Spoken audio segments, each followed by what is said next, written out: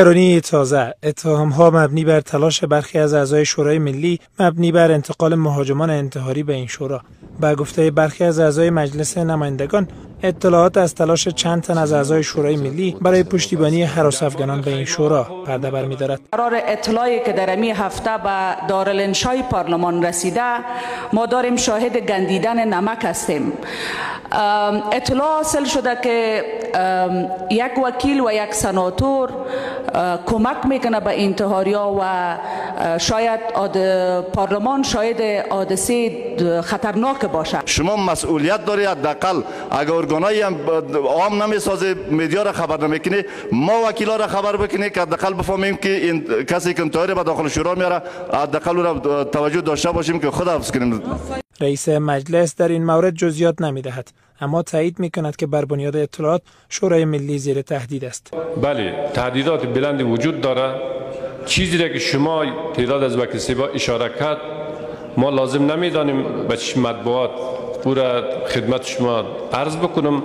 امروز هم ما جلسه داشتیم، دیروز هم، و همون نگرانی که شما داشتین با ما هم رسیده. ما با ارگانهای امنیتی ای را شریک ساخته. در سوی دیگر شماری از اعضای مجلس نمایندگان حکومت را به سانسور منتقدانش متهم می‌کند. حداقل 20 نفر وکیل که خودم یکی از اونها شامل حالشان هستم، ما هزینه میپردازیم برای انتقاداتی که میکنیم، میاین صریحا تهدید میکنن.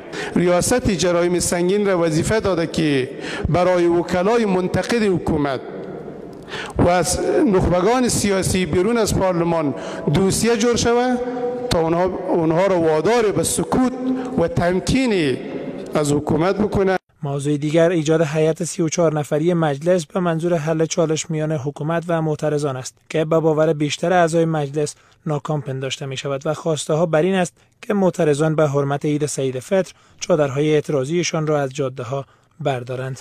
یک بار یک حرکت خوب انجام شد بدون از اینکه حرکت نتیجهش مشخص شد و بدون از اینکه مردم افغانستان بفهمه که نتیجه از این چی شد، در حال ختم شدن است، یعنی در حال فروپاشی است همین حرکت. خواهش ما این است که به خاطر احترام ماه رمضان و عید سعید فطر این خیمه ها جمع بشه و او دادخواهی و او همکاری پارلمان با عزیزای ما پابرجا بمانه. معترضین ملزم و مکلف به است که احترام به مصوبه مجلس خیمه خود جمع بکنه تا بتانه که ما در حمایت از بقیه خواسته هایی که اونا داره، ما و تاکیدات خود و فشار خود بالای حکومت داشته باشیم. تلاش کردیم در مورد گفته‌های اعضای مجلس نمایندگان دیدگاه ریاست جمهوری و مسئولان امنیتی را نیز داشته باشیم، اما با تلاش پی هم موفق به انجام این کار نشدیم.